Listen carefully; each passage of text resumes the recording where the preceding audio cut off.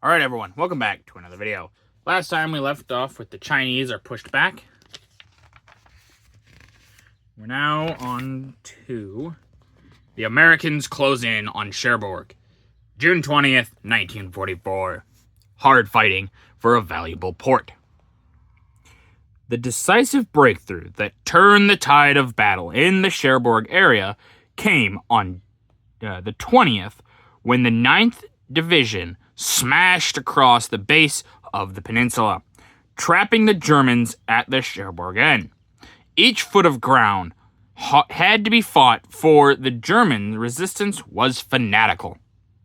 Here, charges blast a Nazi pillbox as American soldiers take cover. You can see the soldiers right there, taking cover, as they said. And yeah, you can see that pillbox just up in smoke. Yeah, a lot of this early ground, they got to get fast, and they're going to have hard fighting because they need to get these ports so that they can have a better way of getting supplies. Now, they did basically make ports, but nothing is as good as just a regular port or an older fashioned one. So they need to do this as fast as possible to help turn the tide for them. Work of the robot planes. June 21st, 1944. Innocent victims. Residents of this South of England home searched the first floor of their ruined home for any personal belongings still salvageable following the destruction of the building in a Nazi robot plane raid in that area. American and British flyers shut down large numbers of the flying jet-propelled torpedoes, despite the great speed of the robots. So obviously, yes, they're talking about the rockets, and it's interesting because they don't call them rockets.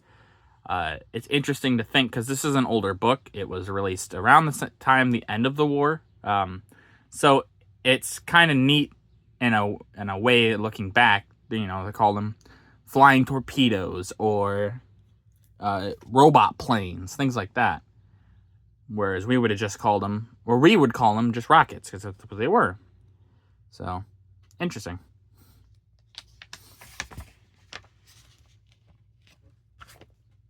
The Vice President arrives in China.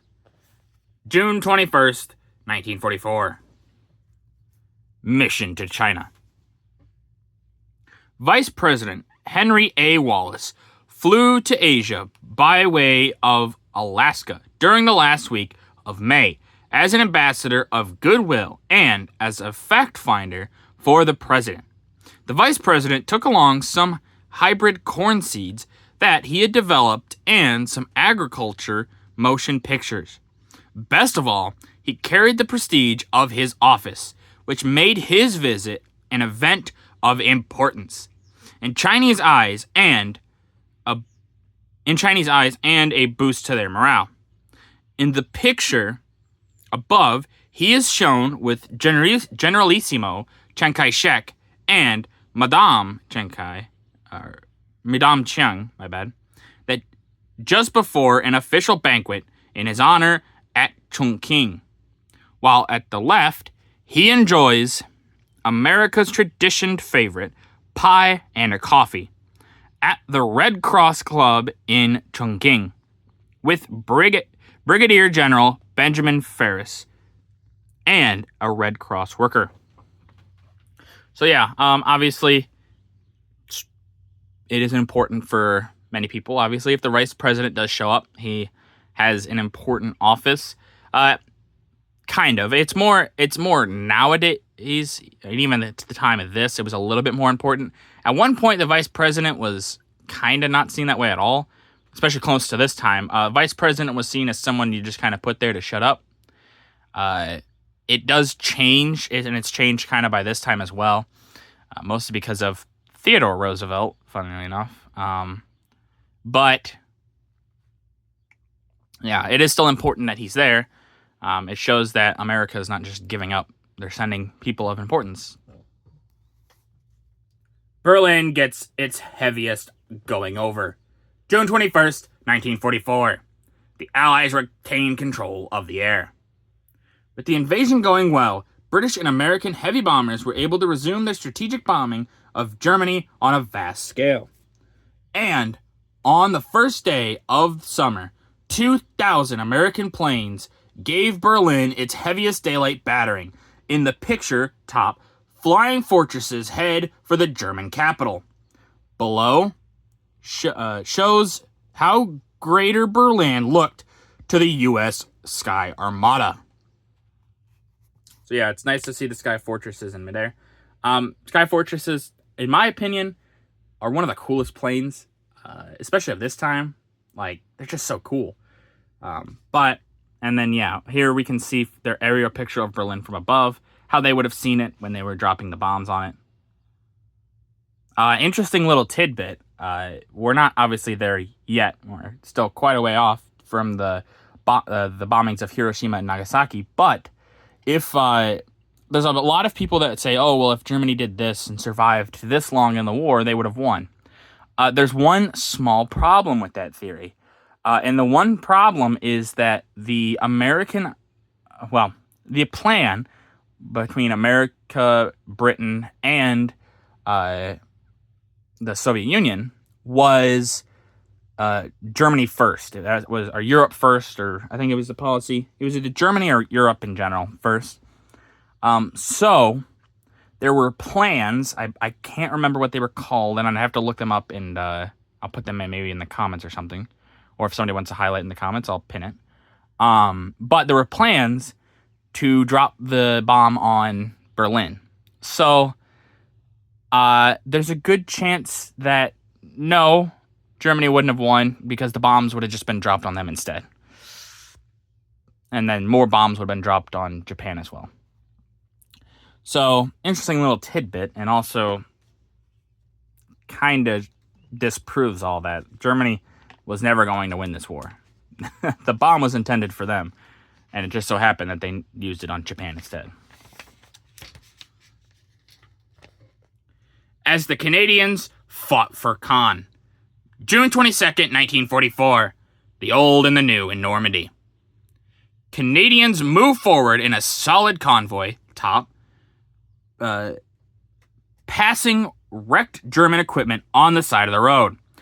During the stubborn fight for Caen, below, Germans retreated so fast in some sectors of Normandy that they left loaded guns, like this bazooka, behind. The weapons were captured by Canadians during their brilliant campaign.